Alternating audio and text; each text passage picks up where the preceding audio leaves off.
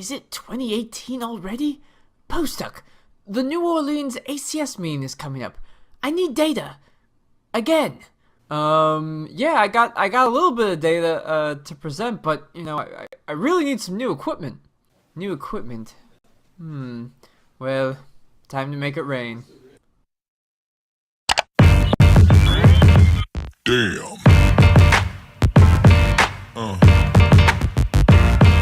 Yeah. Yeah. Yeah. Woo! Nice. This is awesome. You have no excuses now. Yeah. Yeah.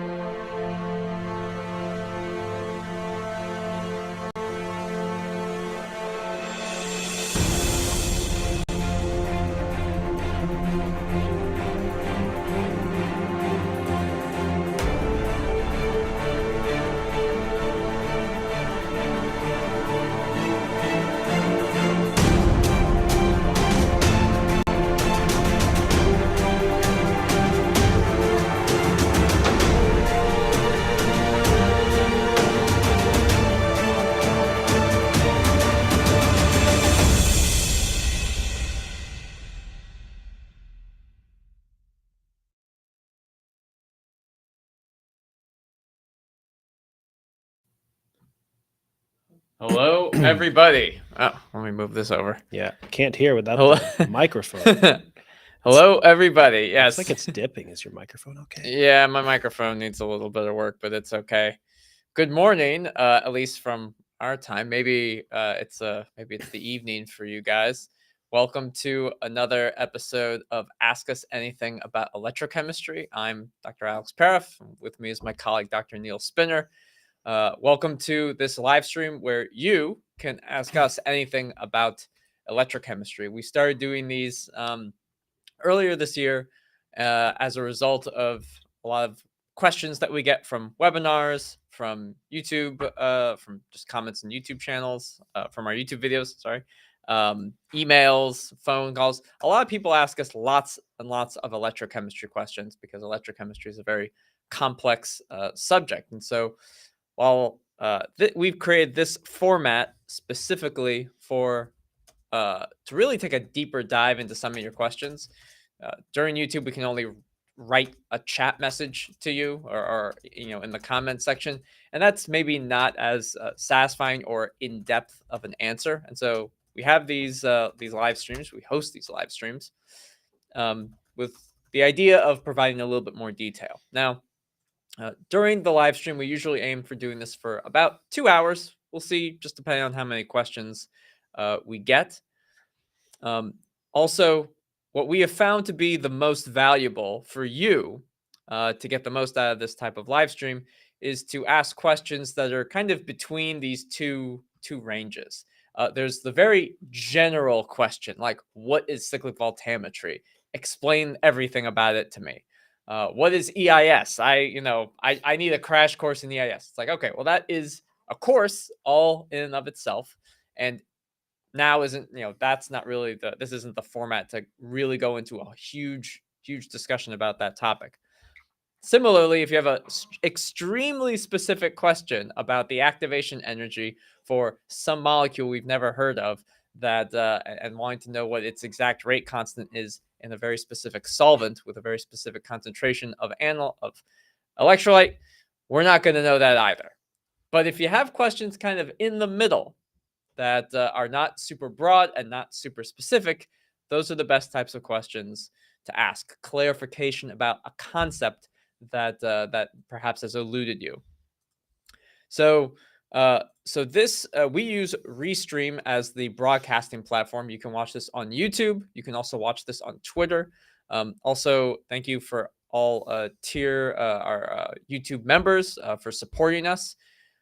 Additionally, if you are a YouTube member, a tier 1 or tier 2 member, you can join us on Restream to also ask us questions. You can actually share your screen, share data if you want to talk to us.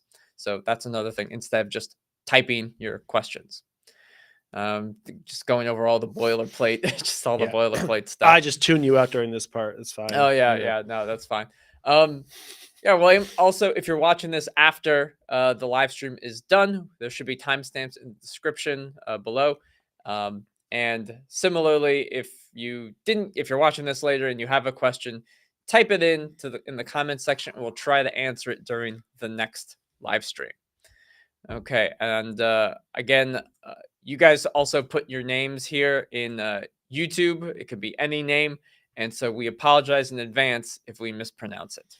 I think that is all of the stuff. I think you got it. I think I got it. That's right. We're doing it a little bit early. This is earlier for us, so we may be off our game. This is an unusual time slot, but Yes. but I think this is the time slot that I do my, some of your webinars Yeah. and stuff. Did we just lose the feed? No, I still see us. Oh, there we and go. I Sorry, can my double-check. screen froze for half a second. Okay, No, it's that all was good. just me. Never No, mind. it's all good. Yeah. This is the first time slot that I did my webinar. So anyway, for those who are watching now or later, thank you for those who joined my webinar yesterday. I finished up a RRDE webinar, so it was nice for those who joined and had good questions and bad questions and otherwise. So Yes. so there are no bad questions. There are I'm no sorry. bad questions. Just ones that I don't know the answer to, which is makes them bad. Yeah. But thank you all for those who joined us. So yeah, we'll see how this goes today. I don't know how many of y'all out there are going to join us at this time. But I do suspect this is a better time frame for like folks in Europe and in Asia as well, because it's not so late. Ish. Ish, yeah. Or it's late, but it's not 3 o'clock in the morning. Maybe it's 6, 7, 8, 9, 10 p.m. Something like that. Anyway. Yeah. So welcome. Yes. So let's get to a couple of questions that we've had actually before. There was a question on one of our YouTube videos, I think, that Alex is going to cover first. So yeah, I will talk about this. So this is from at Alwyn Stefan 6600. Again, I don't know how to pronounce YouTube names. So this is a good question. Is it a Pokemon? It's not a Pokemon. We this had time, one that I'm was a pretty- Pokemon, right? Yeah, we have. I one just that was a assume Pokemon. everybody's YouTube name is a Pokemon. Yeah, I think that's a safe assumption. Everybody's YouTube name is a Pokemon. I think that's a good way to go. Yeah, It's definitely a good way to Exactly. go. So I'm going to call him Alwyn or Stefan. Asks what is the reason for square-shaped voltammetry in electrochemical double layer? I'm asking in terms of the mechanism. So this is a great question. So the best way to look at this, I'm going to just share my screen. And is it okay? So let's go to this. Actually, we can make us a little bit small. All right. There we go. So what we're talking about, just for people who may or may not know, is that in cyclic voltammetry, let me make this a little bit thicker. In cyclic voltammetry,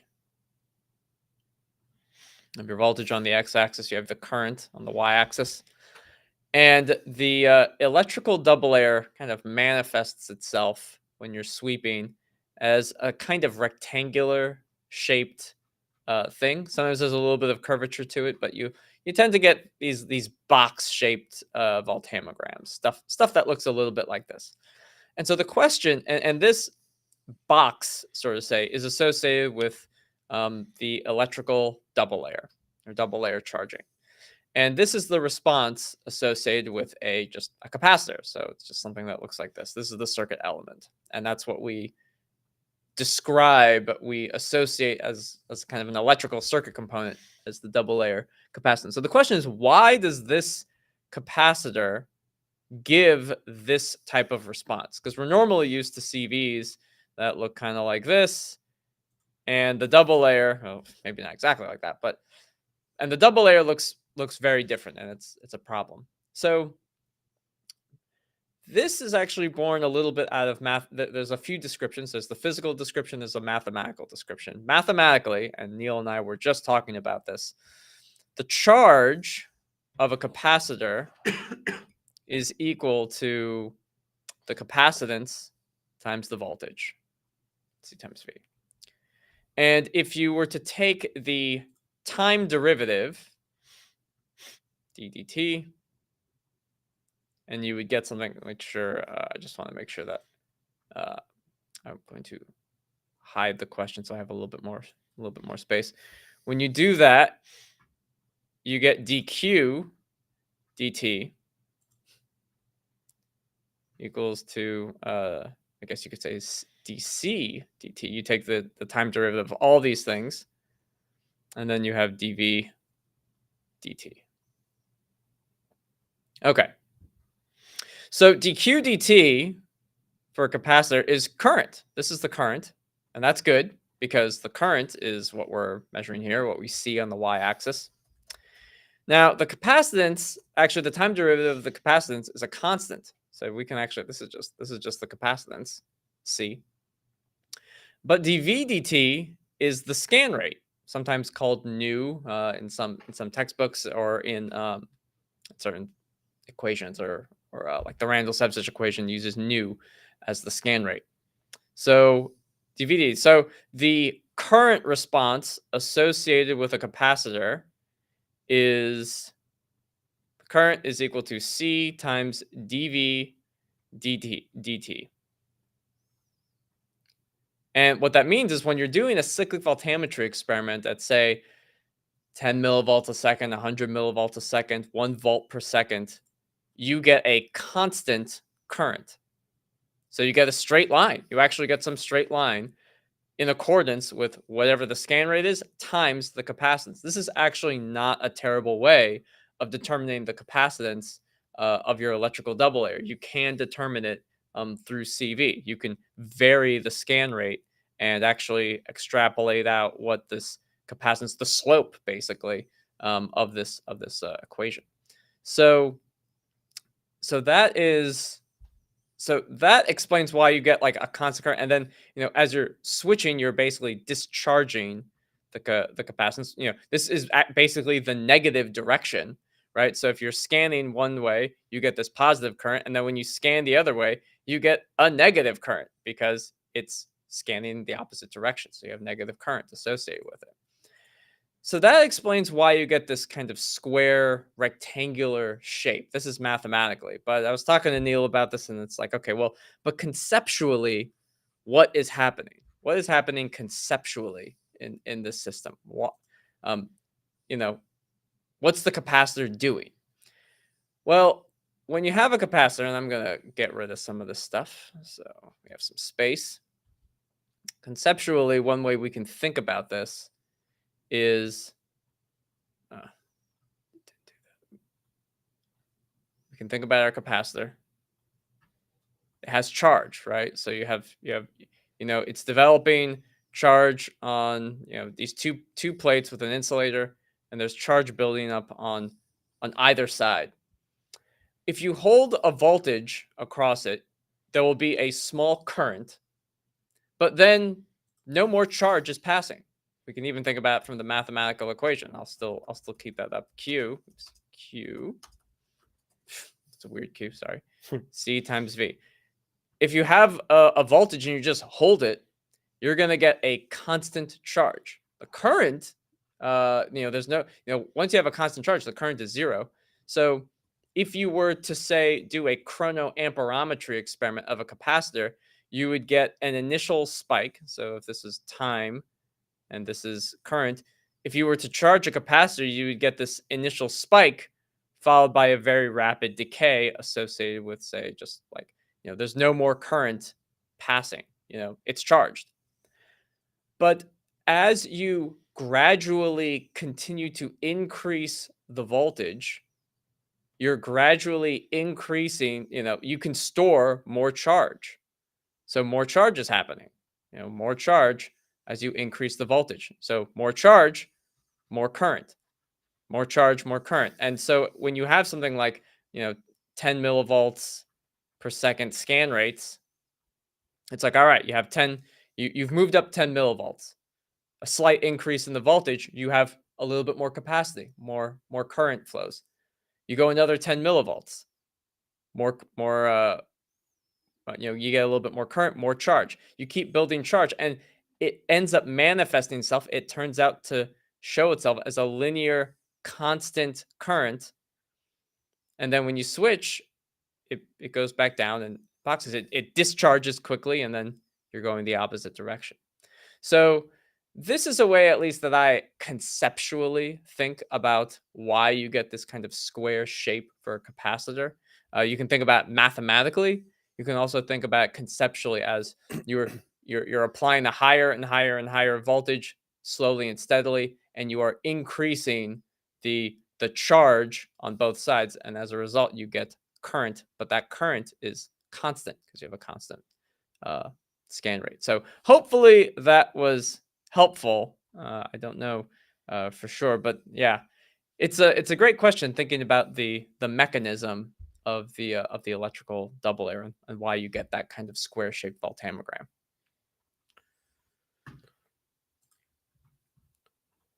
Okay. So there was also one other question, and then we'll get to I see some of you asking questions live. Yeah, There was yeah. one other question that RKM, I can pronounce that one, asked just shortly ago-ish, I think, right before we sort of went live on the event. So they asked, can you please help me regarding the electrochemical redox mechanism through the Laviron equation? So I'll be honest, I am not still that familiar with the Laviron equation. But what I'll do is I'll just show this little, I found a reference. Let me share this, this one here. So for example, I just found a publication. This is from 2012 by these folks here. Just want to give attribution where it's due in the Journal of Experimental Nanoscience. So it's a electrochemical behavior, voltammetric something or other. Okay, the point is I wanted to just use this as to illustrate what it is, and to say that I'm not intimately familiar with it, but from what I understand. So essentially it's an expression, and I believe this is the Laviron equation right here. So it's an expression that relates the peak current in a voltammogram, like CV or LSV, to specifically things like kinetic constants. So that includes the heterogeneous rate constant here, the electron transfer rate constant, as well as alpha. Excuse me. And the scan rate. Okay, so I find this. I'll just say a few things about it from what I observe and what I see. The first is that doesn't seem to be tremendously popular or well used. I don't know what the reason for that is. I don't know if it's just an underutilized, that could be a very powerful, very useful expression or equation, and it's just sort of criminally underused, right? Or perhaps there are other problems with it that I am unaware of scientifically, where people don't use it for one reason or another. I don't know that, to be honest, so I'm not going to cast judgment on whether it should be used or not. I find it interesting because typically peak current is used. It used the Randall-Sevcik equation, which is an expression that relates the peak current to diffusion and scan rate and things like that, right? So this is kind of like an odd amalgamation of the Nernst and Butler-Volmer equations, just at a glance, right? Like peak current, but this is like the Nernst equation, right? Like E0 plus RT over alpha n, but not the alpha part, but it's, you have natural log of the Q. In this case, we have this expression here. So it's Nernstian because it relates the potential to the standard potential in that way. But then it's Butler-Volmer-ian, if that's a word, because it's got kinetic information, and it has the alpha, symmetry, Yeah, right? the transfer coefficient. Transfer coefficient. Thank you. The words I'm looking for. Yeah. In it, which is curious, but it also has the natural log of the scan rate. So essentially what it appears that like these researchers did in this paper, and that you can do, is that you can plot something like the peak current. If you do a bunch of CVs at different scan rates, right, you can plot the peak current against this. I suppose either the scan rate or the natural log of the scan rate. I would assume you'd plot the natural log of the scan rate. They appear to have just plotted versus the scan rate. But in any case, you make these plot. Yeah, they did the log of the scan. They I think it looks like they wrote scan rate, but they meant log, because you can see they plotted log and it should be linear. And then from the slope and the intercept, you can deduce some of these parameters, right? Whether you're deducing E0 or E0 and you're deducing K and or alpha. So you can see in this particular paper, which again, I'm not tremendously familiar with, they determine alpha times N, which is sort of curious because you're getting the combination of that, I suppose. And then they're getting a measure of the heterogeneous rate constant. So anyway, I'm not going to say much more about it because I don't, as I said, I don't have knowledge or experience of it. It looks interesting to me, specifically from the perspective that it's an alternative to Randall-Sevcik and or Tafel analysis to obtain some kinetic information. And the only other comment I have, which is sort of my typical comment when I talk about Tafel analysis, is that one of the things people tend to do with Tafel analysis is use it in instances where they are not actually probing kinetic information. And so to obtain kinetic analysis, right, like heterogeneous rate constants that are kinetic parameters, you should be using kinetic information, which is what the Butler-Volmer equation is. It is a purely kinetic empirical expression, right, from which the Tafel equation and slope is derived. All of that is kinetic. It's kinetics. And so if you're just using cyclic voltammetry, peak current and sweeps and whatever, it's not only kinetic. There's other things happening, right? There's diffusion and there's capacitance and there's whatever. So it's like, that's my only thought about it, sort of very generally, without any knowledge of perhaps someone has this, oh, well, actually it works because ABC, which might be fine.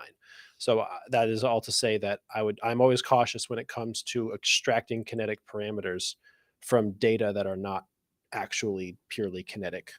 It could be erroneous, I guess. Yeah. But it's a good question, and it's an interesting topic, just because again, I'm not intimately familiar.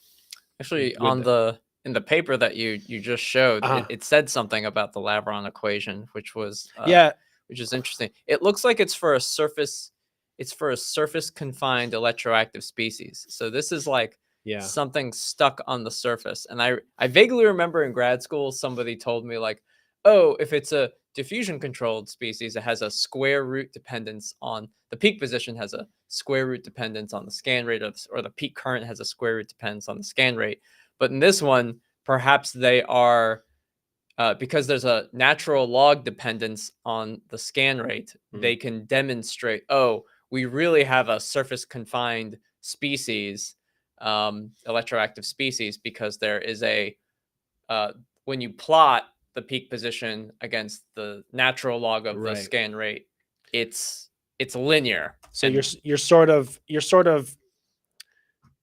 using the expression, something like so for example, just to contrast what you just said there, the other expression that people more, I would say, probably, again, rightly or wrongly, use more frequently is this one, the Randall-Sevcik equation, right? So so in some ways, to sort of, I don't know, extend what you just said there, the peak current, now it looks like the Laviron equation is the peak potential, so whatever. But essentially, when you're comparing peak, behavior, voltammetric peak behavior to scan rate, if you have a linear relationship between the square root here of scan rate and peak current, then the Randall-Sevcik equation would, you would in theory argue the Randall-Sevcik equation is the predominant behavior or something.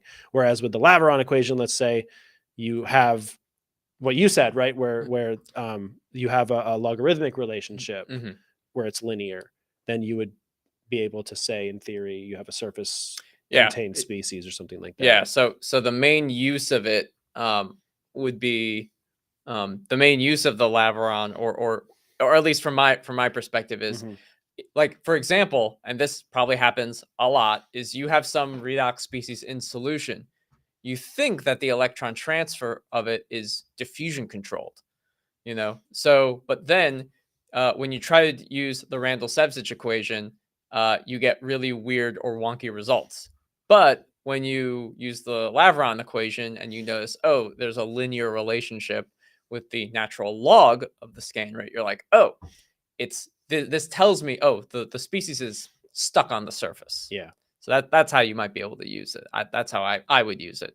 As you said, it might be hard to extrapolate kinetics from the Laviron equation exactly. But yeah, okay, all right. Well, now we know the Laviron equation. Yeah, I mean, I think it's fascinating. I would like to know more about it in general. Just perhaps I'll try to do that offline. I won't talk more about it now, as I don't know. But I appreciate the question, because that's a relationship. I think it seems to me that a lot of electrochemists perhaps aren't intimately familiar with. I mean, I can't be alone. I can't be alone in this. I have I have a pretty, relatively varied background in electrochemistry, and I'm not familiar with it. So I can't imagine it. Maybe it's one of these things, again, like I said, it could be some very powerful relationship that is like criminally underutilized, or something, right? Like, I don't know. I haven't seen a lot of papers of people talking about this. Maybe there's more and I'm just ignorant of them, which is certainly possible. No. It's just funny, it's funny to see, like, oh, this exists, and it probably very adequately describes a lot of situations, and I'm just completely ignorant of it. So. We just have more homework to do. Always have more homework to do. That's the fun, and by fun I mean terrible part of these live streams. It's great. We learn more things and realize how little we know. Yeah, that's right. the fundamental truth of, like, getting a PhD and I don't know, being a person, if you have intellectual curiosity, is that you realize the more you learn, the less you know. Like, the more you learn, if you're humble enough, you realize that just how little you know about everything. It's kind of depressing. Have you seen the illustration of that? No, I don't think so. No, let me show like you. A meme or something? It's not a meme. It's actually a very, I consider it a very beautiful type of. So it's not funny. It's not funny. It's philosophical.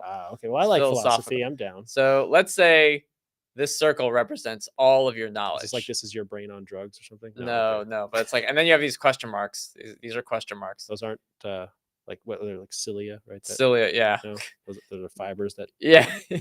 So this represents all the things that you, like, don't know. But if you had more knowledge, you'd have a lot more question marks on the edge of it. So this is a surface area dependence. This is a surface area dependence knowledge thing. That's right. And then it goes all the way around. So you have more unknowns than unknowns. There we go. That's it. That's my little philosophy. 2 circles. 2 circles. This is great philosophy. This is great philosophy. Yeah, no, that's true, though, because as soon as you learn more, as you know more, it opens up more avenues of questions for things. So all right, I guess we have to answer real. I guess we have to. We should stop being ridiculous. I was hoping to not have to answer them, but okay. Yeah, Tarek, welcome back. Nice to see you again. Yeah. Or see your words and name. See your words. Can EIS differentiate between a species diffusing towards or away from the electrode surface? I don't think so. I think mainly the diffusion refers to towards the surface, like, generally speaking, because when you're talking about the impact of the species diffusing, it's like, it's a reagent, it's a molecule that needs to react or whatever, and it can only be detected when it is a certain distance from the surface, and you're interested in it making its way to the surface so that the reaction can occur. Like, the species diffusing away is of almost no concern, both philosophically and electrochemically. Like, once A goes to B, unless B has some electrochemical significance in a subsequent reaction, it's basically irrelevant, right? And inert.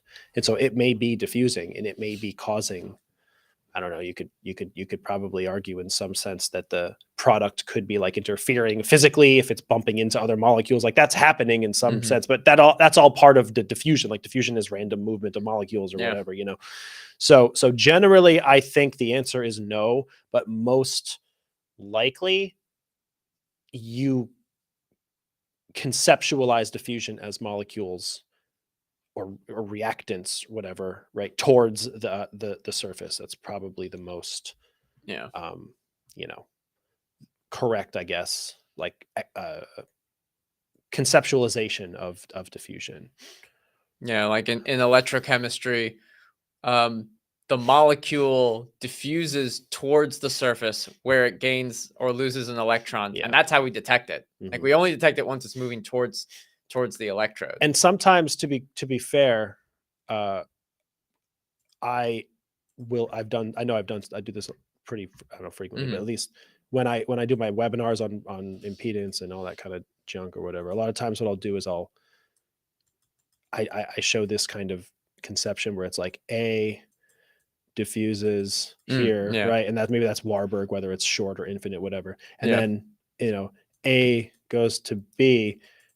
And then sometimes I have this a lot in a lot of my slides. And it's like, in some sense, you could argue probably I shouldn't do that because this makes it look like the diffusion is here. And I don't know. I just sort of, to me, if there's some stuff, I can't even remember when I just made these. It's been a long time since I made these slides and exactly what I was thinking when I did it. But, in light of your question, it's like I could make my own argument for myself, like, hey, dummy, get rid of this part, just because it might confuse that question. Like, well, is the diffusion related to B diffusing? It's like, not really. I just like to show it because I don't know. It's just sort of the full, complete, like, A goes there, it diffuses, and then B swims away or whatever. Like, it's just sort of a complete, for what it's worth, like, pictogram of the right. I don't know, whatever words you want to say, right, of the situation. Yeah. But the characteristics of this diffusion are like, irrelevant. It's just to say, like, well, A goes to B. Well, what happens to B? It's not just like, hey, I'm just gonna hang here for a while. Like, I mean, that could happen. Depending on what it is. But generally, it's just to say, like, this is the process that's happening, especially with a rotating electrode. It's like it's getting swept away. So to me, I kind of show it just for, like, I don't know, completion or something, but I can see how that phenomenon might confuse this issue of, like, which direction of diffusion am I probing, per se, when I do something like impedance. So anyway, I hope that's clear. Tarek also has he says, was there a follow-up on he has impedance? kind of a follow-up. He said, you want me to? Oh yeah, you can go to the other let one. me let me just show that. He said, in relation to the initial question you addressed, could you discuss? Well, wait, is he talking about this scan rate dependence? No, he was talking about what I mentioned earlier. Sorry. Okay, I thought he was talking about in relation to his initial question. I misread that. Yeah, I think this is. Did you? I wasn't paying attention because I was reading about Laviron equation. Oh yeah. Did you show the express, like I is equal to C dV dt? Yeah. I described that. So I mean, in essence, the short answer to the first part of this question, I guess, about or the second part, I guess, the disparity in scan rate dependency of the current response. Well, it's just mathematics, right? It's the capacitance. Excuse me. This equation is as simple as Ohm's law. I'm physically incapable of remembering it for some reason. The current I is equal to C capacitance times dV dt, the scan rate. I is equal to C dV dt, right? So that is just the simplest, most basic answer. The scan rate dependency is because the relationship between current and scan rate is direct. It's a direct proportionate relationship. Right. That's just it. It's as scan rate increases, current increases. That's just the answer. Yeah. Right. And so for Faradaic and non-Faradaic, I think probably when you have a Faradaic charge transfer, some process on top, it's like the peak grows because the baseline is growing. Yeah. Like the peak itself isn't actually dependent, or if it is, it might be some irreversible. There's other stuff there. I'm not delving into that theory there, but you can think about so you can think about like the Randall-Sevcich equation. This is the biggest issue, like disparity of like scan rate depends between the Faradaic and non-Faradaic, is that there is a linear relationship for the non-Faradaic process, the double layer charging. It's a linear dependence on the scan rate. So that's how. So current will increase linearly. there's a square root dependence on the scan rate for a Faradaic process via the Randall-Sebzich equation. So this is one of the biggest problems in electrochemistry, is that if you continue to increase the scan rate more and more and more and more, the current response associated with the non-Faradaic process will drown out the Faradaic process in a way. The potentiostat will measure both of them, but it'll, your peak associated with the Faradaic process will be super tiny. It'll be superimposed on top of a huge background non-Faradaic process. So that's the main like scan rate dependency, like discrepancy, sort of say, and that's why some people don't like the electrical double layer, because it creates that problem for them. But at the same time, I've come to learn that capacitors are very much necessary for understanding a lot of electrochemical processes. Like if it didn't exist, you probably wouldn't be able to distinguish what current is associated with what process or what thing. It's deep. It goes much deeper than responsible for that. making potentiostats not work. Yes, that's also true. So it's a bit of a mixed bag. It is a mixed bag. You've asked what the distinctions between simplex and can I outline the primary distinctions between Levenberg-Marquardt and simplex fitting algorithms? I cannot. I don't know that either. No. Yeah. So, I figured you would know well, more than me. All I can give you are a few basic downstream practical applications. I mean, in brief, they're both just mathematical algorithms. Like, just you can Google them. You can just search for them. They're like simplex is like a matrix C minimization procedure. Levenberg-Marquardt is one. It's like it's a I don't know, some summation Jacobian matrix kind of a thing. I'm not like a super specialized in the mathematics of each of these, to be perfectly honest. It's more about a practical thing, is that the Levenberg-Marquardt method is like a bit safer. It's a little more bounded, and it's why it's like the default method in our software and in a lot of other softwares, to my knowledge. That's the benefit of it, but the downside of it is that it is a little more prone, perhaps, than other techniques to find a local minima rather than a global minima. Whereas the simplex method is less bounded. It can go a little more haywire, but perhaps because of that, it's a little more likely in some cases to find the global minimum because it's less bounded. Where you can think if it's like bounded here, but the global minima is over here, the simplex is like more possible to get there because it's just like, I'll go anywhere, I don't care, which often means, in my experience, when you start with the simplex method, it can go absolutely crazy, and that's the danger of it in some sense. But as far as the actual distinctions mathematically and whatever, I cannot. I simply don't have that expertise, or if I could, I wouldn't, because that would bore everybody to tears to draw and describe matrices and summations in mathematics. I would imagine that would be quite the drudgery, to be perfectly honest with you. But that's what I'll say about those methods. Yeah, we need our software engineer who coded that stuff. Yeah, exactly. He's not here, so yeah, exactly. Plus, I don't know that he even wants to explain it. It's so boring. Yeah, that's I'm kidding, of course. It's fine. He loves math. Oh, he does love. I really love math too, as well. You know what it is? I really I love mathematics, just like personally and fundamentally. I find it very elegant and beautiful, and that's like the nerdiest thing you're gonna hear all day. But matrices just confuse the crap out of me. Like, I don't know. It's like one of these. It's like there's probably something you like really enjoy, and there's like one aspect of it that just eludes you forever. Oh yeah. For me, it's matrices. I can't like. I've never like I learned them in like like middle school or high school or something. Like maybe not middle school. Probably middle school. Probably high. Damn, man, you smart. You went to a smart school. I don't know. I don't remember exactly. I can't pinpoint exactly when. For sure, maybe high school or maybe college. I don't know. Whatever. The point is, I learned it, and it's like I got algebra down, I got calculus down, I got differential equations, partial differential equations, like the engineering mathematics, and all that random engineering equations, Bessel functions. I'm good. I love it. I dig it. It's cool. It's like it's fun. I enjoyed mathematics all throughout, but then as soon as you do matrices, I'm just like, I don't get it. I don't know what's happening. Why are there numbers in a big square? Yeah. What do they mean? And why are you like multiplying the diagonals? Like, I just don't understand why that's happening. Like, I lack some gene in my brain to like understand it. You know, I can do it. Like, I know like when you solve for the determinant, you do that. The determinant is the answer to everything. Yeah, but like, why? What is that? Yeah, I don't know. What's the determinant? What is it? It's I like- don't know. I really don't. Like, I feel like completely stupid about matrices. I don't understand. Anyway, I'm going off on a tangent here. But that's the other reason why I can't explain like the simplex method to you, because it's a big matrix solution.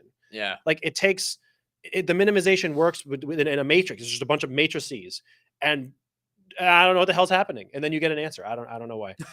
I can't. I don't understand. Matrices are fake. They're made up. We should ignore them. Oh God.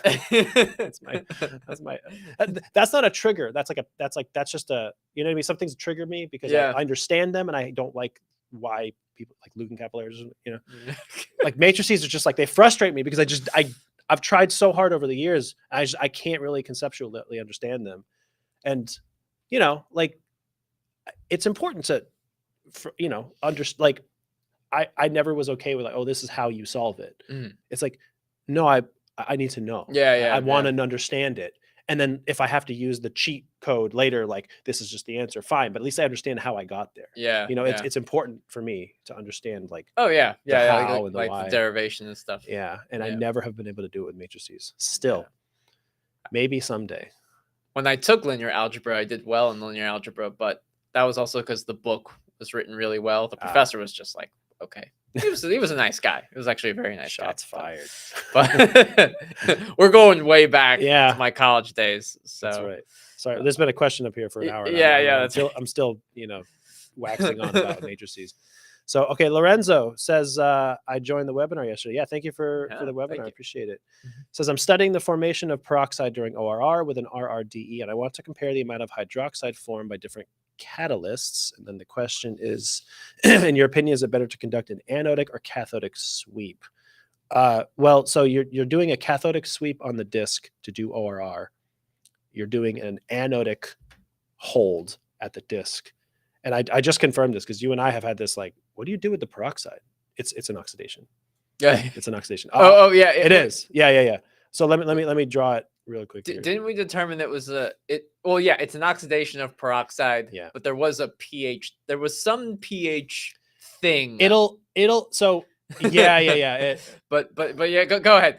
It confused me because peroxide fundamentally is right H2O2, and this is why I got confused, because so the oxidation state of the oxygen's -1, right, in peroxide, and the hydrogen's +2. Like those are the oxidation states of the elements here, right? Okay. Whereas water is H2O and oxygen's -2, hydrogen's +1. So it's like my brain just goes, this has to reduce. Like oxygen has to go from -1 to -2. But that doesn't mean it's a reduction reaction. Like the oxygen itself will get reduced, but it can be an oxidation reaction overall. I think something like that. Or it's that when peroxide, like it's an oxidizing agent because it itself reduces, but not necessarily electrochemically. Anyway, all of that is to say that that's why I get confused as to what you do electrochemically with peroxide, because I think I'm thinking about it more chemically, like pure chemically. Oh yeah. So, but the answer to your question generally, I shouldn't say generally, specifically, on a ring disc electrode, right? So I have my electrode in solution. I have my disc. I'm drawing these smaller just so I have enough room, because I'm not the best artist. And then I have, that's a great drawing, actually. The disc is too small for the shroud. Oh yeah, but you're gonna put a ring around it. I am going to put a ring around it. If you like it, then you should have put a ring on it. And we do. Isn't that a Beyonce song? It is a Beyonce. That's what I was trying to do. I'm not going to sing and embarrass myself. I'm just quoting a song because if I like it, so I'm putting a ring on it. Yes. And then there you go. There's your musical note of the day. You're the music guy. I am, but I do not like Beyonce. Really? Don't at me. Yeah, I can't stand Beyonce. Oh, interesting. I cannot stand. I don't care. I don't care how controversial that is. Okay. Don't care. I don't like her. No, it's fine. People are entitled to like and dislike people. That's fine. You're darn right I am. Come at me, bro. All right. So as you rotate, you're going to do cathodic on the disk. Okay, so you're going to sweep negatively at the disk because it's the oxygen reduction reaction. I'm assuming acid. This works in alkaline. The reactions are just different, but the reduction of oxygen is there's E. I'm going to balance it in a second. I don't. Okay, it forms water. 2. It's a 4 electron. Yes. Okay, so this must be 4. Is that right? 4. This would be 2. And there's 2. Yeah. Yeah, there we go. So I balanced it. Okay, so that's the reaction when you're producing water. Now the peroxide reaction is the bad one. O2. It's a 2 electron process. It's still a reduction. So you're reducing at the disk. That's why you sweep negatively. Plus, again, I don't know. I'll balance it. Just be 2. Is it 2 here? Yeah, 2 H2O2. Yeah, there we go. Yeah. H2O2, right? There we go. 2 H's, 2 O's. Perfect. Okay. Yep. So that's the bad one because you get less current and you get peroxide. Peroxide is, as I said before, an oxidizing agent. It can help. It can actually deactivate stuff. It's somewhat of a poison, right? Not like CO, but it's a poison. Okay. So you're detecting peroxide on the ring by holding the ring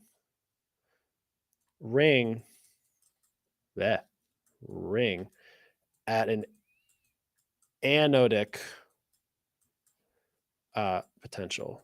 So usually you do something like 1 volt or higher or something, because at the ring, I'll use the same color so it's clear, which is usually platinum.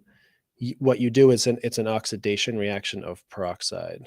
So it does this reaction. It goes peroxide. Again, I'll balance it in a second as soon as I'm able to figure out the numbers. It produces oxygen, I think 2 electrons, and I think it just goes. Wait, it just goes backwards. It's just the opposite. I'm balancing it. I'm like, wait, it's just the same damn reaction. Yeah, that's right. Yeah. It's just the backwards of this reaction. So you're basically just doing the opposite of this. That's how the detection works. This is not rocket science. Yeah, it's chemistry. It's chemistry. In reality, the oxygen reduction reaction, if your catalyst is not very efficient, you get this one with 2 electrons, and then there's 2 other reactions that occur for this to get eventually to water, this is what happens with a fuel cell. Basically, if the fuel cell is operating nicely, you get 4 electrons per mole of oxygen, and if it's not, you get 2. And then there's like 2 subsequent reactions. I can't remember off the top of my head. Peroxide does something, goes to whatever, and then it turns into water. So it's like it eventually goes, but it's not electrochemical, it's chemical. So that's why you're stuck with 2 electrons instead of 4. But basically the answer is that at the ring, you want to have a positive potential because you're driving this. This is an oxidation, right? Electrons are in the product, so it's an oxidation reaction. So that's your answer. I hope that's clear. And then the equations are slightly different if it's in alkaline, but that's fundamentally what you're doing. Very good. Hopefully that was helpful. And Lorenzo, just let us know if you need more clarification on that. We have a question from Himanshu. Hi. I find it very difficult to understand the concept of overpotential and current density in the Butler-Volmer equation. Help me to understand this on the internet. It's the same. The explanation is also very difficult. All right. Well, we can kind of talk through this. I think it might be good to talk a little bit just about overpotential and current density, kind of in and out of the Butler-Volmer equation, just to kind of make sure that those concepts are well understood. So I'm going to share my screen just to one thing that's great that I love about this is I get to talk about my favorite equation, which is the Neil, do you want to take a guess what that is? It's the Nernst equation. The Nernst equation. Yes, that's right. So I know we're going to talk about Butler-Volmer, but when we talk about overpotential, we really have to talk about my favorite, the Nernst equation. The Nernst equation.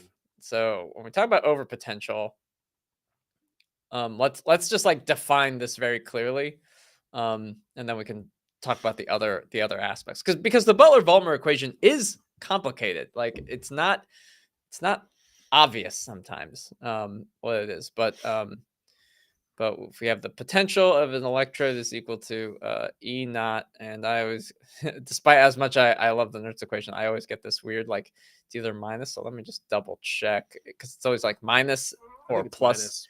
It's minus. Usually you see minus. It's sort of irrelevant because you can just flip the quotient. I Yeah, guess, minus RT over NF. Okay, so minus RT over NF, and then here is the important part, which I want to make sure. They have Q, so let's just approximate. So,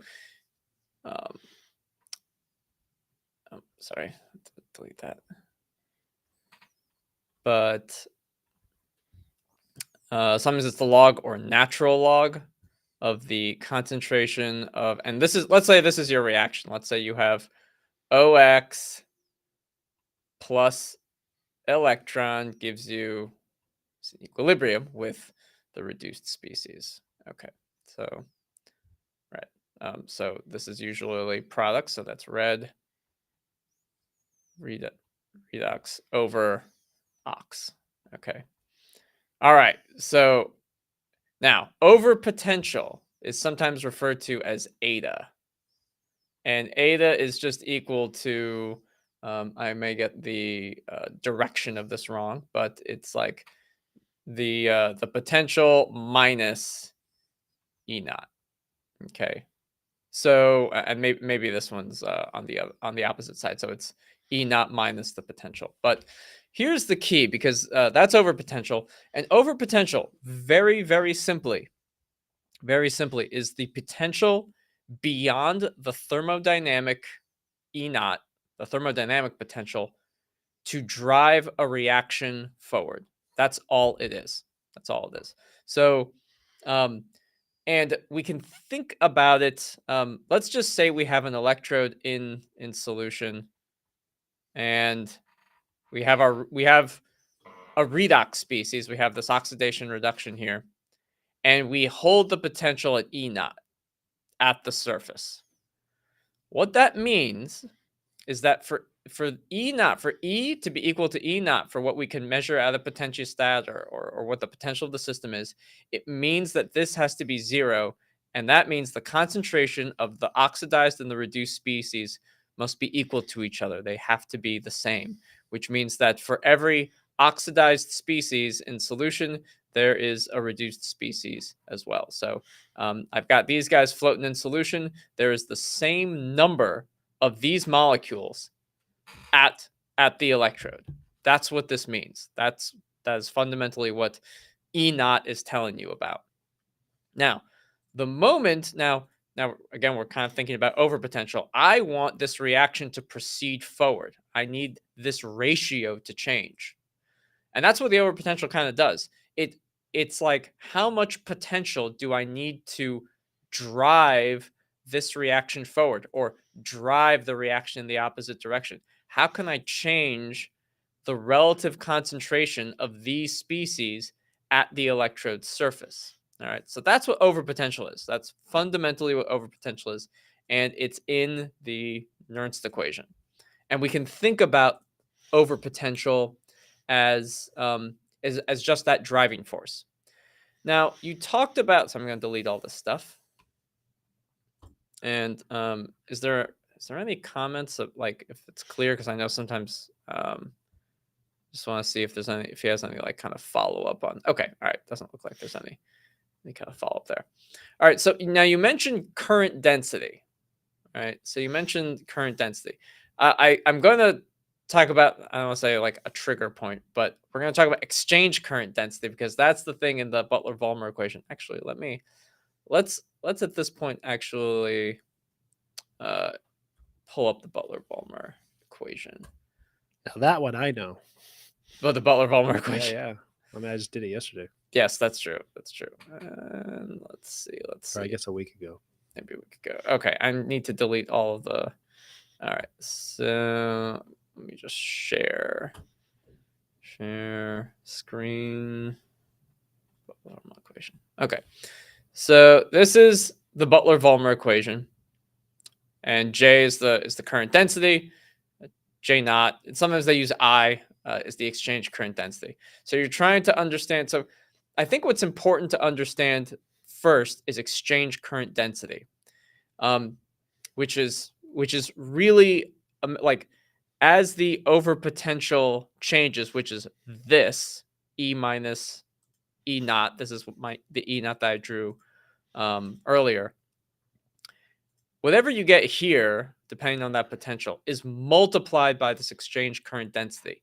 And the exchange current density is a measure of how easy is the electron transfer for your oxidation reduction reaction. That's really what it comes down to. Now, it's an exchange current density because it's divided by area, but embedded in the exchange current density is the heterogeneous rate constant associated with that reaction. So if that reaction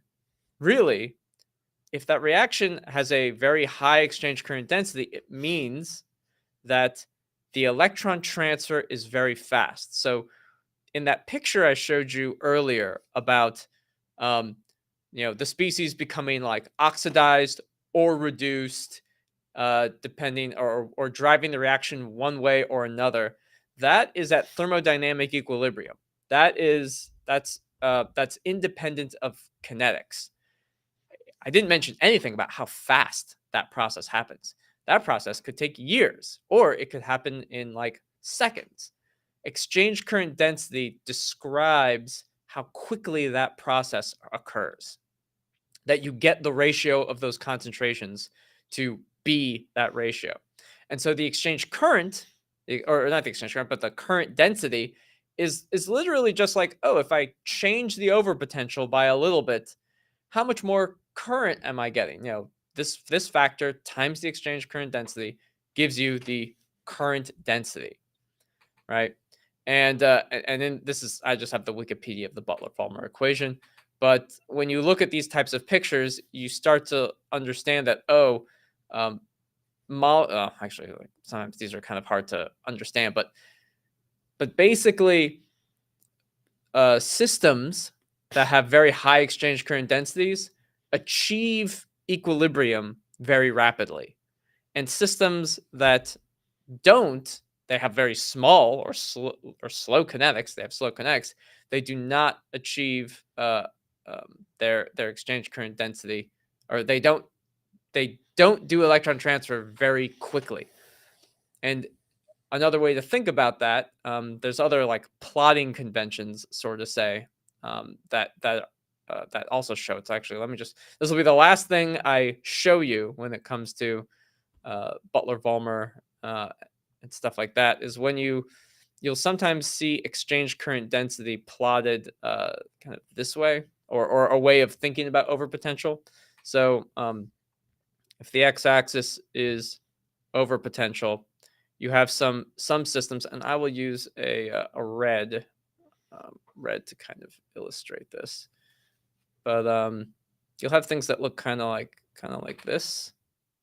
You'll see these types of plots, and this is current. Sorry, and you'll have some stuff that goes out like this, like so, and then you'll have some that go out way farther like this. Okay, so. And so this is, I'll just call this 1, 2, and 3. The species with the one way to think about exchange current density is that for species that have a high exchange current density, they need a lower overpotential to achieve the same current level. So this guy's got a very high exchange current density. This is like high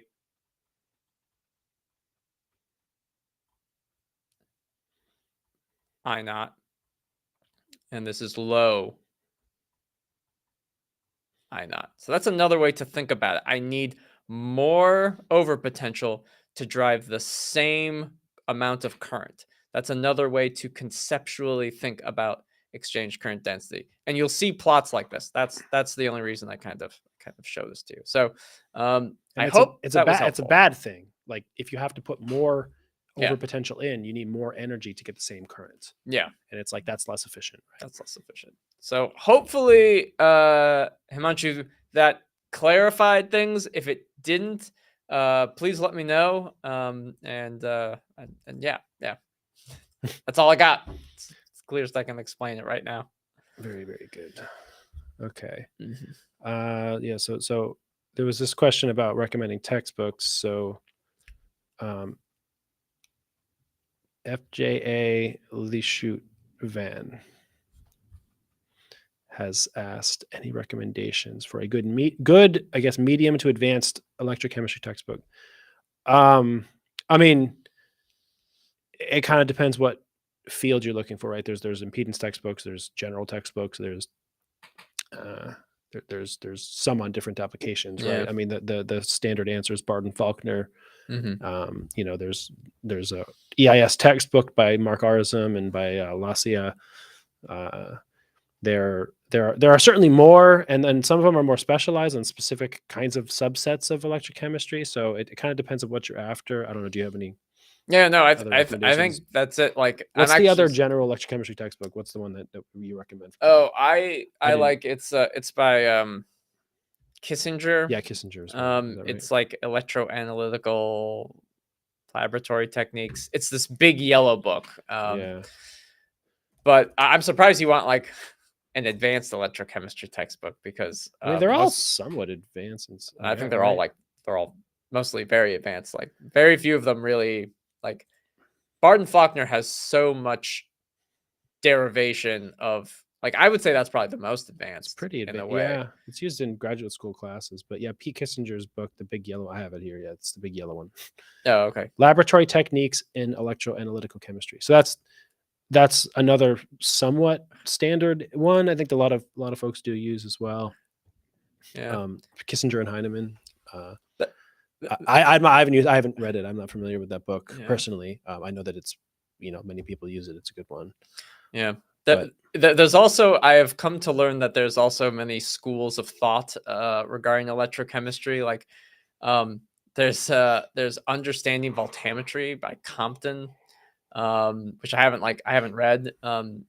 Jean-Michel Savant had a whole like bioelectrocatalysis book. That's a advanced electrochemistry textbook. And those, it's like each electrochemistry textbook has spawned a whole like tribes of people who ascribe to this method and tribes of people who ascribe to that method. Yeah. And they're more or less, I mean, luckily electrochemistry is like reality. It's like the same, in general, but people describe it differently in different ways sometimes. And that can make it. Yeah. Just like how confusing. Alan Bard spawned a whole bunch of people who plot things backwards. Yeah, that's right. That's true. Yeah. I do not like the Texas Bard convention for plotting. The IUPAC is the best way. Yeah. I can't stand upside down voltammograms. I know it just makes things super complicated for people. Like It's very what is it? very frustrating to me. Hirovsky. Yeah. What is it?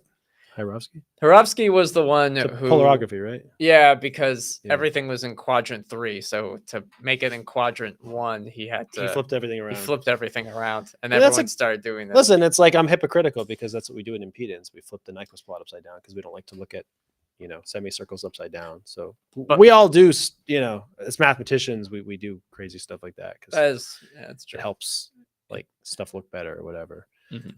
But that being said, IUPAC is the correct answer.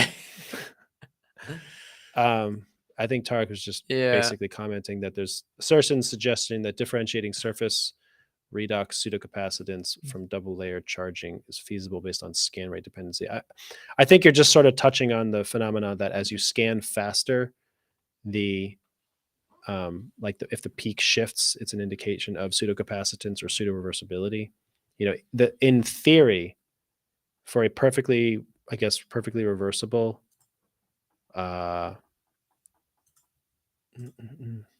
in theory, for a perfectly reversible process, there is no dependency. Hello. Oh, it's not a. Oh, it's not a race. There we go. Good Lord. There we go. The worst lasso tool you've ever seen. Okay. In theory, for cyclic voltammetry, for a process that's like perfectly reversible, as you increased scan rate, the position should not change. It almost never happens practically. It's one of these things that's like annoying because it's actually true, but it's like it never actually occurs. But theoretically, you're supposed to get this. Basically, I guess I should be drawing the other baseline up a little bit too, because like you're just like Alex talked about with the double layer, the I is equal to C dV dt, right? This is V. So this is scan rate, capacitance, and current. So basically, the current goes up as the scan rate goes up, but the peak height, right, should be invariant. Sorry, not the peak height. Not the peak height. The peak potential should be invariant. Now this might go to the Laviron equation that I talked about as well. I think that described how it is not, and that's sort of for maybe some pseudocapacitive something or other. But for the ideal, like perfect situation would be for whatever the assumptions are. Again, I'm probably not delineating the assumptions exactly perfectly, but in theory, the peak position, this E peak, it should not change with scan rate. Now that almost never happens. Usually it creeps out a little bit because there's some degree of pseudocapacitance, and whether that's to the heart of your question, pseudocapacitance, usually uncompensated resistance. Uncompensated resistance, of course, will cause that. And there's always some of uncompensated resistance, even if it's like not that big.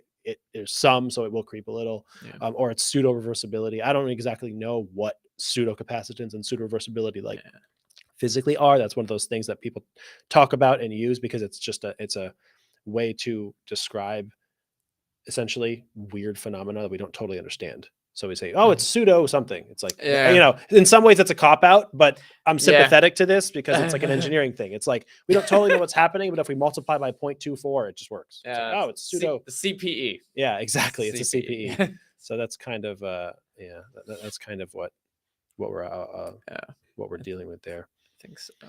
MRT has asked, how do we fix the frequency range for EIS experiments of modified electrodes? So, I mean, the last part, modified electrodes, is a bit vague. I don't know exactly what you mean.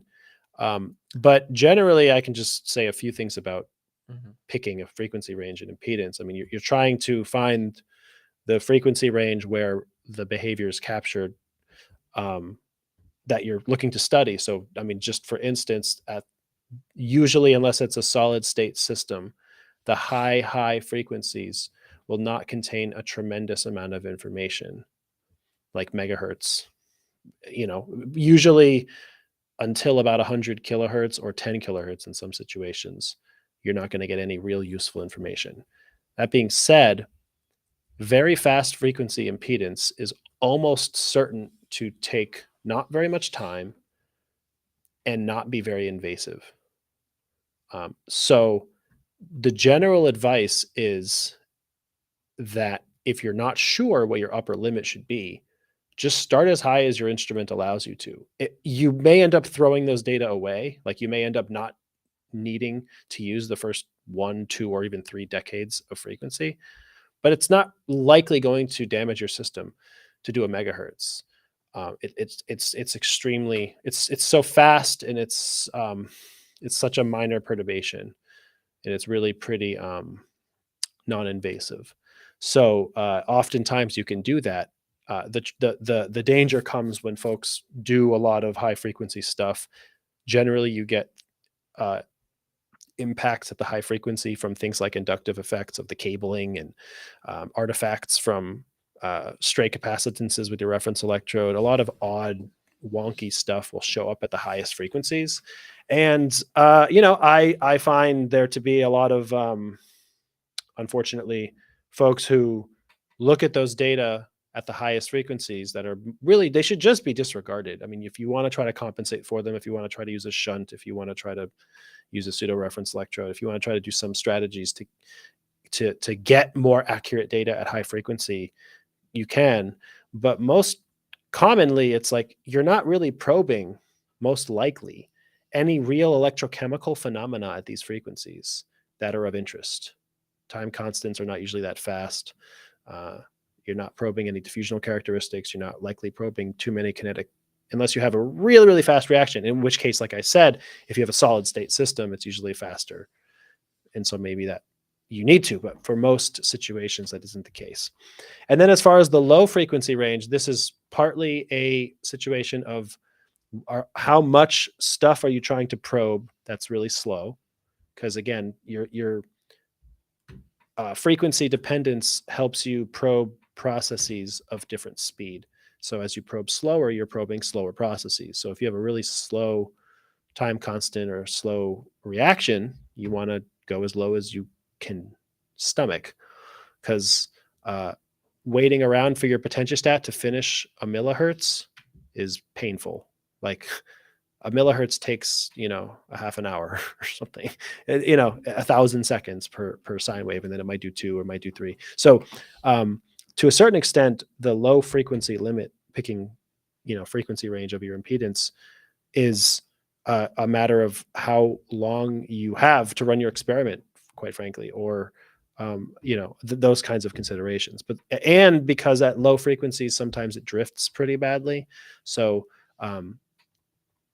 over a half an hour of time sitting there, just slowly sweeping the potential or current, right, in an experiment, it might start to drift, and it's like that isn't good, right? You need your system to be stable throughout the duration of the impedance experiment. So if it's drifting a lot at low frequencies, you may need to limit your lower range so that it remains stable, because it can only be perturbed for so many minutes or something like that before you start to notice some drift and some poor data. And you get noise at lower frequencies because of some of these phenomena. Okay, so that will limit. And then the number of points per decade will also affect that. So if you do whatever your frequency range is based on what I just mentioned, and then you do like 10, 15 points per decade, it's going to take a long time. That's a lot of points. But you can get away with doing 6 or 7 points per decade. It'll be over quicker, which reduces the amount of drift time you're sitting there, those kinds of considerations. So anyway, there's a short-ish synopsis of some of the considerations for determining what your frequency range should be with your EIS experiment. If you have any further clarifications or specifics of what system you're trying to study, or other things, feel free to type those in, and I'll try to address those specifics. All right. Tarek asked another question. Something I don't feel very comfortable talking about. I don't know how to measure, but can you elaborate on the concept of point of zero charge for an electrode surface, considering the existence of various definitions? And then kind of a follow-up, could you explain how the point of zero charge is influenced by the applied potential? Is this like a Dan Shearson OCP question? Maybe. I mean, the point of zero charge, or the potential of zero charge, is just at what potential do you get a net, the net charge on the surface is 0. Like the number of negative ions and the number of positive ions on the surface are equal to each other. This is just thermodynamics, I guess, right? I just don't know how to is that the point where the current is 0? Well, it's where the net current is 0. It doesn't mean there's no current, right? You can have the net current is 0. The net charge can be 0 if you have a tremendous amount of things happening in both directions, but they cancel each other.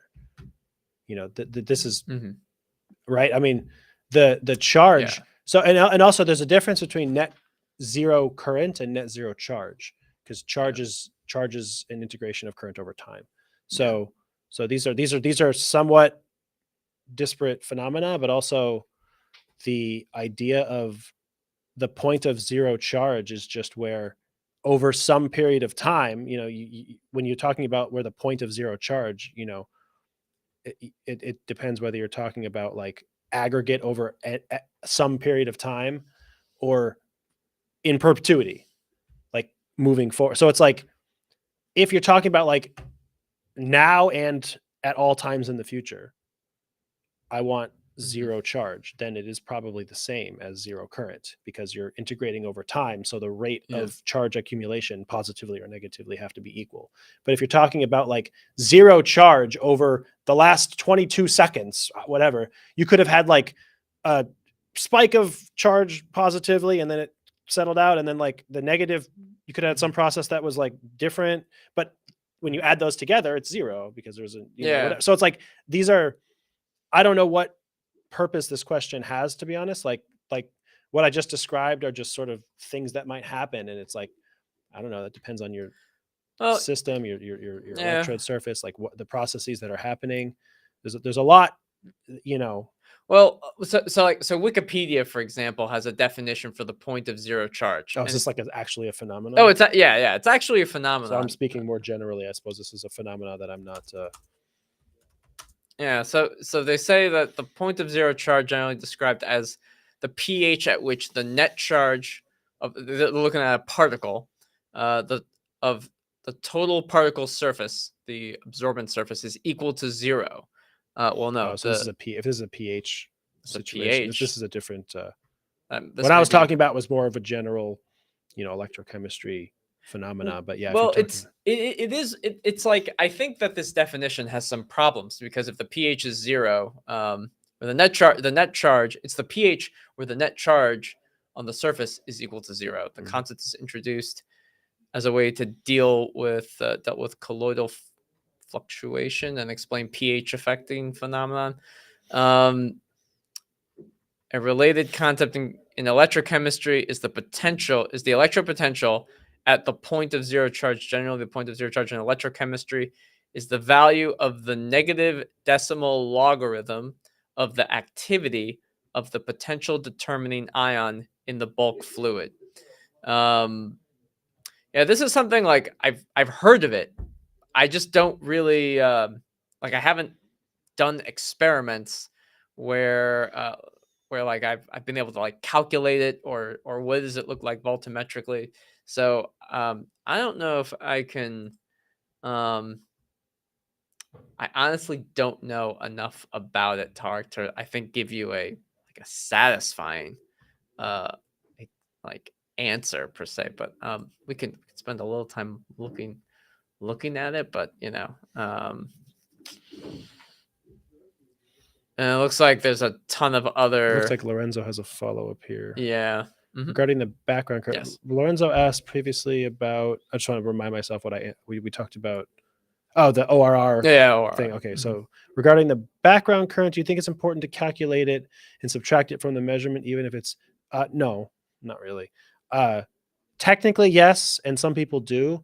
But in practicality, because of what you just showed, it's probably not going to impact things much. Like if you want to be very thorough and consistent and whatever, like it'll be something to write in your paper, like background subtracted currents, or like it. I think you'll find people in the literature do this as well. Again, it's just like a matter of being really super thorough. It's the same thing that people do like ORR, and they IR corrected or whatever, and it's like you're doing like 1 molar sulfuric acid, like you have no uncompensated resistance, like I mean almost none, right? It's like maybe there's like 10 ohms, barely. It's like what is it, changing the onset potential by a millivolt? Like okay, correct it all you want, go ahead. You're not going to see almost any difference, but it's like it's sort of like good measure. It's like smart practice. It's like it's formulaic. So the answer is it important? No. Should you do it? Knock yourself out. Go right ahead. If you subtract, it's like 100 nanoamps, right? If you whatever, right? Something like that. Yeah. So subtract 10 to 100 nanoamps from 2 milliamps. It's still 2 milliamps. Yeah. That's right. Right. And part of the reason is because when you're rotating, the forced convection causes a tremendous spike in the current, as it should, because you're reducing your diffusion layer thickness, right? As I talked about in the last couple of weeks, as you said, you joined the webinars. It's like you saw those explanations, right? It's like the convective forces of rotating your electrode almost completely nullify the impact of double layer capacitance, right? Your diffusion layer thickness. Your diffusion layer thickness is so like, and you saw I calculated it, and that was just like the accuracy of the numbers I showed on my webinar is certainly suspect, because my data is not the most rigorous, but just for what it's worth, I got between like 5 and 10 microns thick, and some people report like 100. So I mean it's in the ballpark there. But the point is, your diffusion layer thickness is somewhere between like 10 and 100 microns or something. Like that's really small. there's not a lot of diffusion, no double layer capacitance, in or out of Helmholtz plane. Like these impacts are largely, that's why you rotate. Like it's one of the huge benefits. So all that is to say, go right ahead and do it. It'll make you look really smart in your paper when you say, background corrected, IR compensated, whatever. And then don't tell them that when you don't do that, it looks the exact same, but you can write it. People will be like, oh, good. It's very impressive. So it's a good thought for sure. And in doing background scans and all that kind of stuff is obviously a smart thing to do to just to keep into account or whatever the impacts of your background and all of that. But most likely it's not going to make any real practical difference. Yeah. Yes. George Karaoke. I think we've seen George some time ago. So. It's been a while. Let's see. George asks, how relevant is electrochemistry in biosensing applications? Has the science moved beyond this technique? I feel like I still hear a lot of people using electrochemistry for biosensing applications. Isn't it still used for like glucose test strips for diabetes and things? Like it is. I think it's still the primary science used there, if I'm not mistaken. So some people are moving away. They have these. I've seen or heard some people who have like why am I blanking on the words? Implantable glucose monitors. So some people are just sick and tired of like pricking their finger, and they'd rather have surgery and have a device implanted in their body. And some of those use other techniques, not electrochemical techniques. That sounds creepy. Yeah, I don't know. I mean, I hope it's working. I hope it's working for some people, because I can't imagine the stress of dealing with diabetes and having to check your blood sugar constantly. Well, yeah, but that sounds that sounds gross. I don't know. Well, yeah. I mean, it's like it's a trade-off. It's kind of like, I feel like it's the difference. Not that this is like a massive difference. It's just like I've heard of like laser hair removal, where it like permanently removes your hair. Or you can shave. Like if you're a swimmer, right? You might need to like remove all your body hair so you can get like 0.2 of a second faster. Right? Yeah, but like you'd rather not spend the time like shaving and like constantly having to shave and buy razor blades and shaving cream and just like do it all the time. And when you're eating food, it's like almost every time you eat, you have to like prick your finger. And some people would rather like use an app. Like literally the app is connected to your implantable device. And then you just look at your phone and you're like, oh, this is my blood glucose level. And it might be even more accurate. Yeah. It depends on I suppose it depends where it's drawing the analysis from or whatever. Yeah. But I mean, it's a cool concept. It just sounds creepy to me. Yeah. Understandable. It's like they're watching your blood through the implant. It sounds like a sci-fi movie or something. I don't know. Well, yeah. And but I think there are a lot of other biosensing applications, because electrochemistry is still a very strong analytical technique for quantitatively determining like the amount of certain things. I think there's still a lot, and like there's already an infrastructure. There's already like screen printed electrodes that exist where people just like, oh, I just buy the screen printed electrode, drop cast my thing. And there's already an infrastructure where we can make these things super available. And if we need to test for a specific biomarker, you can do that. Yeah. So I think it still has lots of applications. Oh, for sure. Yeah. George says we're trying to develop a continuous glucose monitor for the developing world. That's really cool. Yeah. Oh, nice. Yeah. I mean, kudos to you. This seems like really important work. So I hope that I wish you the best of success. That seems like really good thing, George. So I hope you have tremendous success. Yes.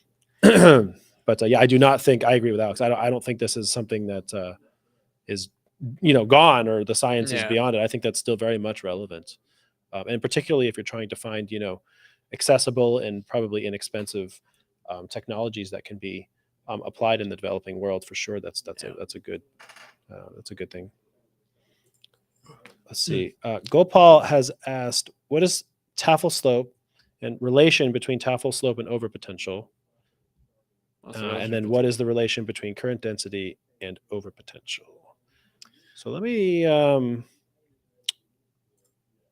pull up my slides from the webinar I did yesterday. I'll just sort of go through it somewhat briefly. I won't spend forever.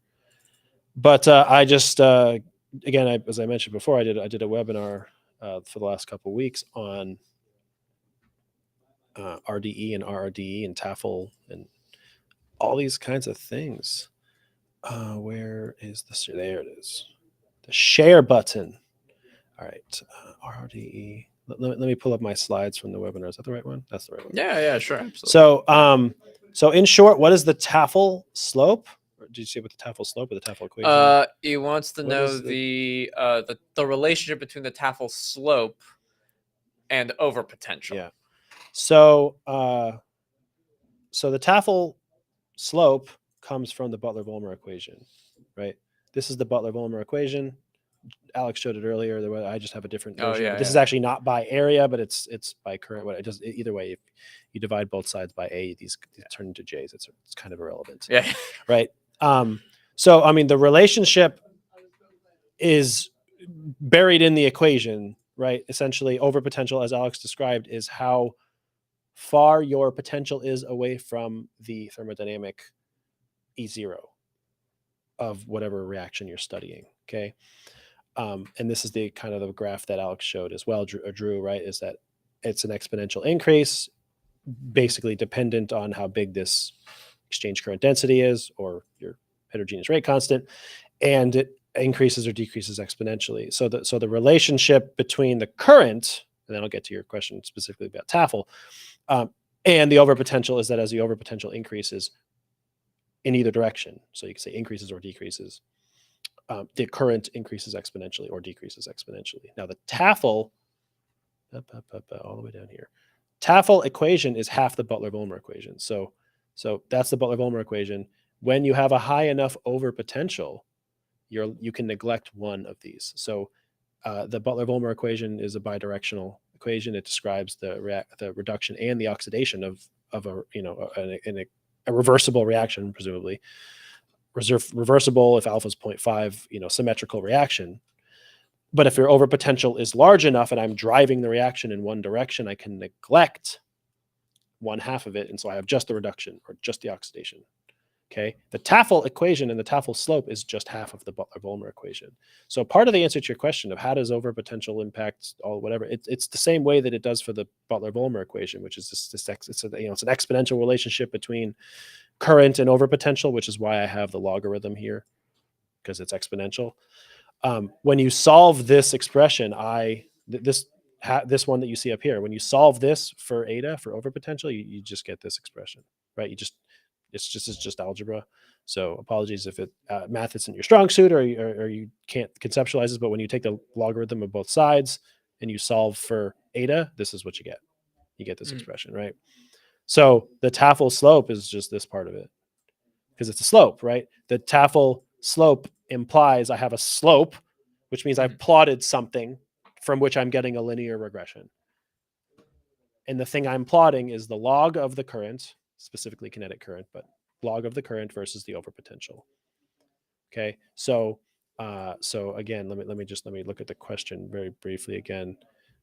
So what is the Tafel slope? Well, it's the slope of the linear regression between the log of the kinetic current and the overpotential.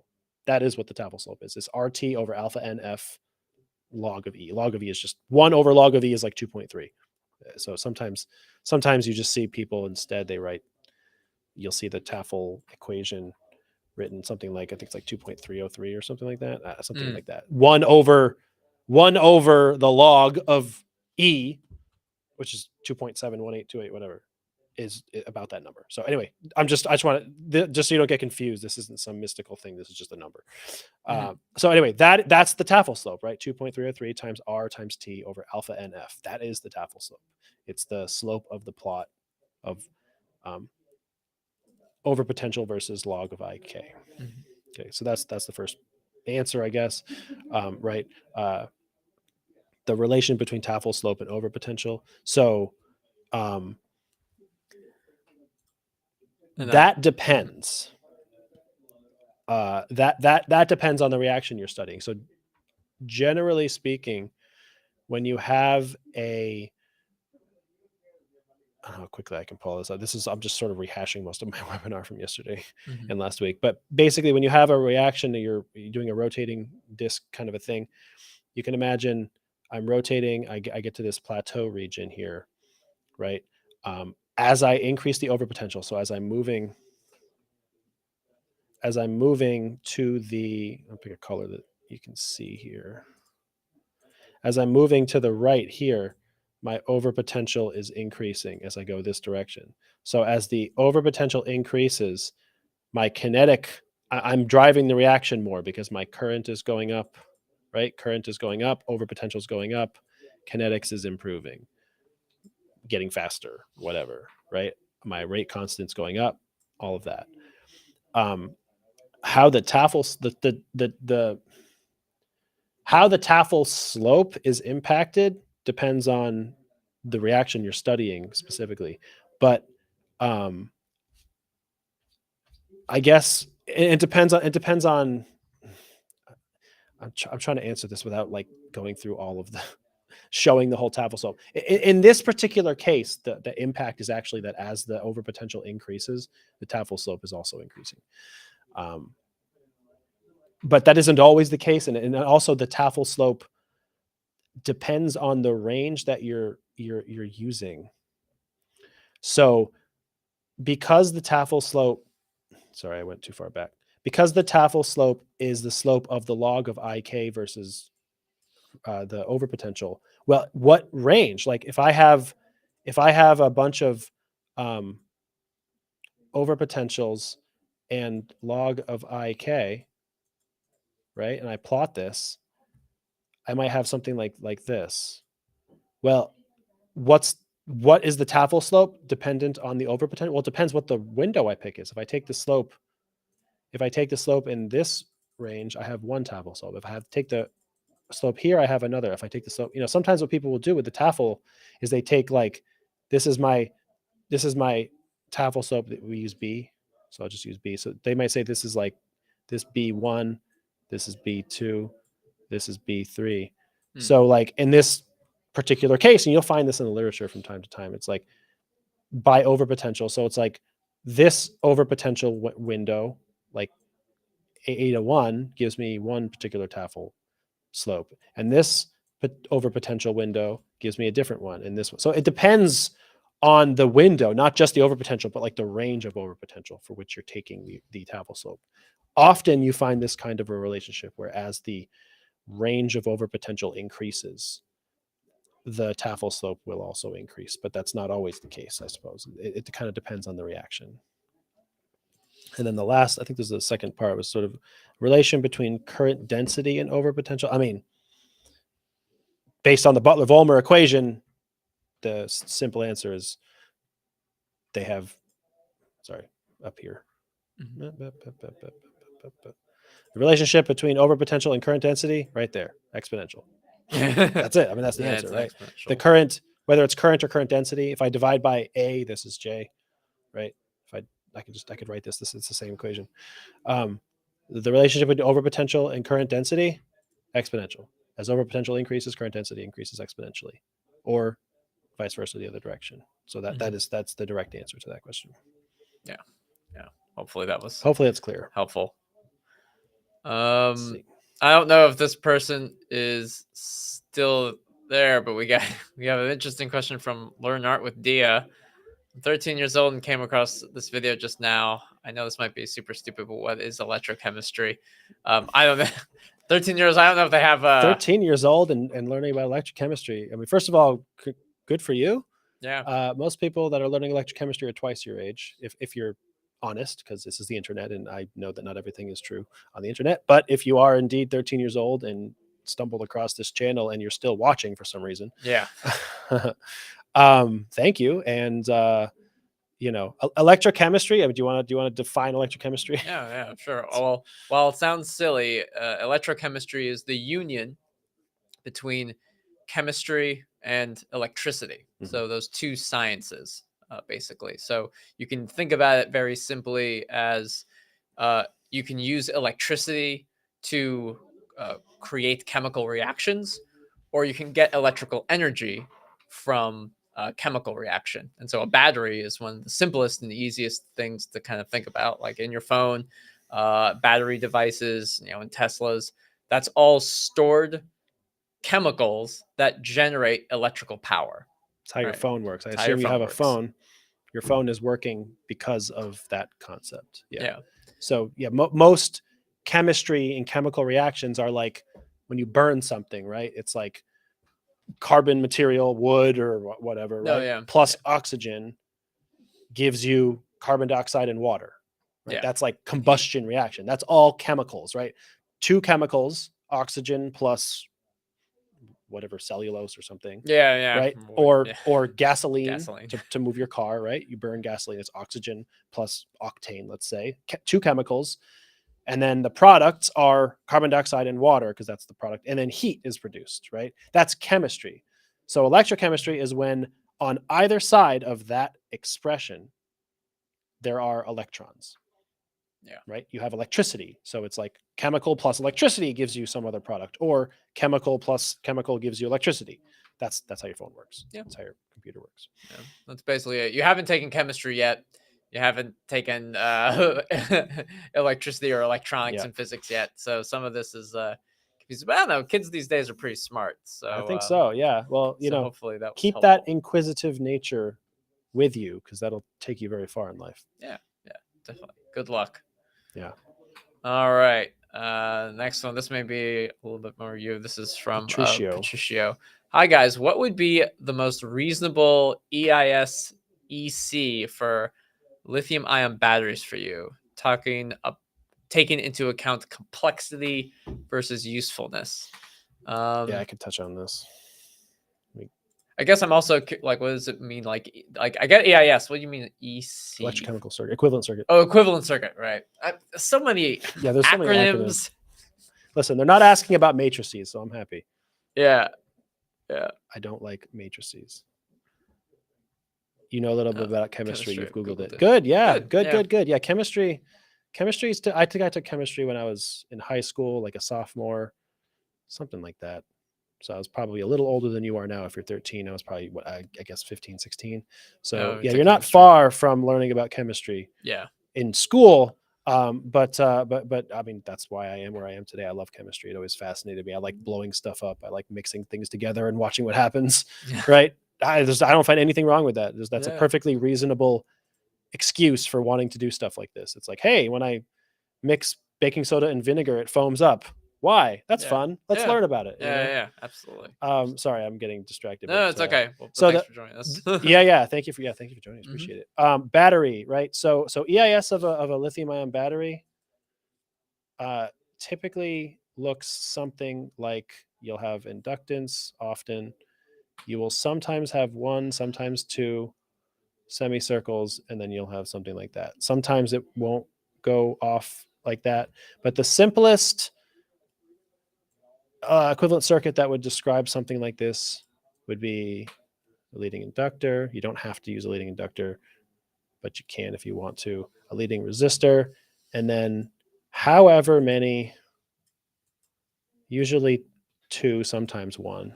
Depends what state of charge you're at. It depends on a number of things. And I'll talk about these in a minute. So this is L, we'll call this R0. Call this Q1, R1. Oh, geez. That's supposed to be a square. I'm not the best artist, in case it isn't totally obvious here. You're a great artist. That is very kind and false of you, but thank you. You're a great artist to me. I'm so not a good artist. I mean, you put a ring over that. I did. R&D. I was proud of that draw. I shouldn't have deleted that good. one. It was a good. I liked it, so I put a ring on it. Again, Yeah. I don't like Beyonce, but I'm using. Okay, Warburg. This could be a Warburg infinite, a Warburg short, or it could just be another CPE. Okay, so this is what I would say might be like if you have everything in a battery showing up in your impedance, which isn't a guarantee. This would be like the most basic equivalent circuit that you would have. So this is inductance. Okay, that's this. That just accounts for this stuff. It's not necessary at all. It's often meaningless. There's your soundbite. You don't usually need to take into account. You can just cut this off at here and ignore this component entirely. But if you really care to fit it, nobody cares what the inductance of your potentiostat cell cable was. Nobody cares. You don't care. I don't care. The readers of your paper don't care. But if you want to fit it, go right ahead. Okay. This is the IR drop on compensated resistance. That is basically this distance here. That's your R0. It's often very, very small for a battery, almost negligible. And actually, it's what I said is incorrect. If you're doing a battery and it's a two electrode setup, it's actually not uncompensated resistance. There is no uncompensated resistance in a two electrode setup. That's a misnomer. But there's still ohmic resistance of the electrolyte and things like that. So, but the term uncompensated resistance is actually wrong. So forget the wording I just used here. And then basically you're going to have something like 1 to 3 semicircles. Okay, so I just drew, I guess, 2 here with a little curve, but something like you'll have a semicircle here. You might have that's a weird color. I don't want a highlighter. I just want a pen, but I need a different color. And then you'll have, you might have 2 or 3, right? And then you'll have, let's see, where's purple?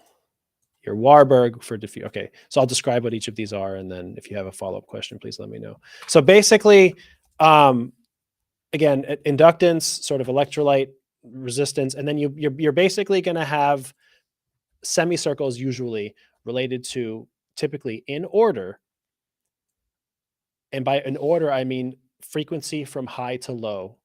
So this is frequency from high to low, which is impedance from low to high. So the processes that show up at the highest frequencies and the lowest impedances is usually SEI and or the anode,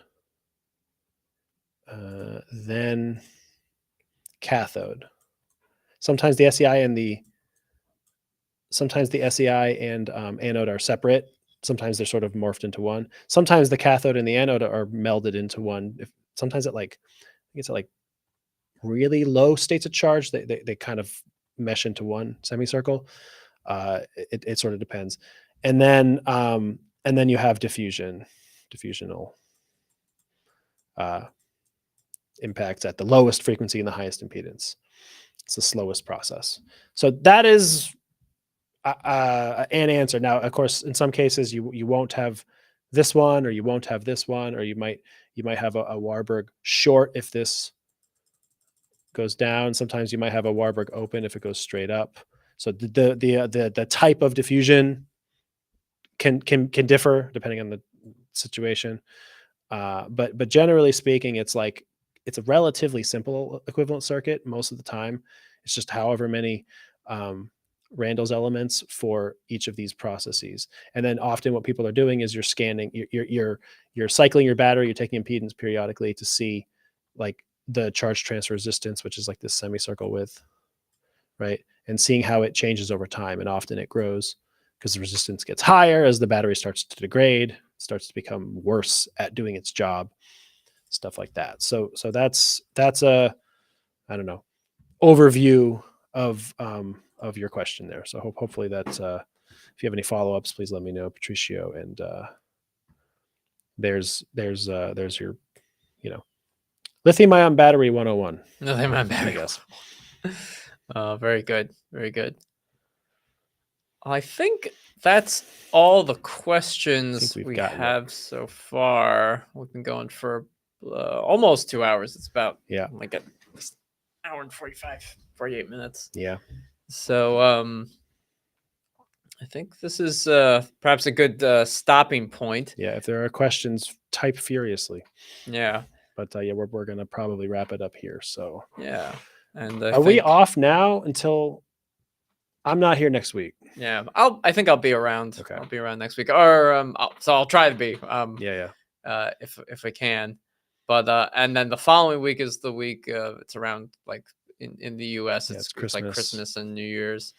So it won't be until 2024 after that. Yeah, So we're done with this. We're skipping it until next year.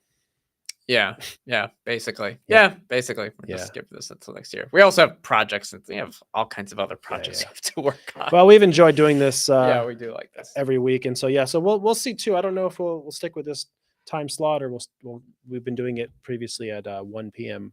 our time, which is about 4 hours from now. This early time slot, I'm personally partial to it. I don't know. We'll talk about it later. But anyway, Friday is the day, whether it's 8 a.m. or 1 p.m. or 9:30 at night, whatever. We'll do it on Fridays. Yeah. So So if we don't talk to any of you or see any of you, and we wish you all happy holidays, Merry Christmas, everything, Happy New Year, and maybe Alex will see you next week, but I won't. Yeah. So anyway. Yeah. All right. Well, we appreciate everybody. This has been a fun. We've been doing this now for like 7-8 months or something. So to be it's like episode 35, I think. it's been a while. It's almost a year. Almost a year. Yeah. We started this live stream just kind of, hey, we'll just go live and see if anybody comes, and if they don't, we'll just stop doing it. But y'all keep coming and asking questions, and it's really much appreciated. We don't have 10 million followers, but I don't think there's 10 million people doing electrochemistry. So That's also true. So It's also sad. It is sad, but that just means that we're all extra exclusive and special. That's true. We're all special snowflakes. Yeah. But I am personally very appreciative of people coming and joining us in these live streams. It's been a fun thing for us to do, and I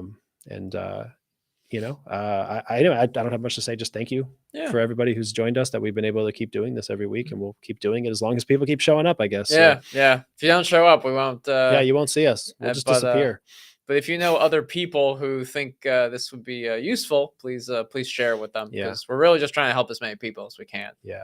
And we're trying to make you laugh and roll your eyes with our podcast. Yes. Because we have a podcast. So if you did see at the very beginning, we have a podcast coming out, the Electrochemistry podcast. Well, it's already out, but the early access is on our YouTube channel. Launch. The first 2 episodes are available to our members if you want to become a member. Otherwise, you can certainly wait, I guess, 2 more weeks, January 4th on all of your favorite Apple, Spotify, Google, whatever. The podcast will be released publicly. So hopefully you all will check us out in our podcast. It's a little less educational, a little more goofy, and Alex and I being our crazy selves. Yeah, sort of.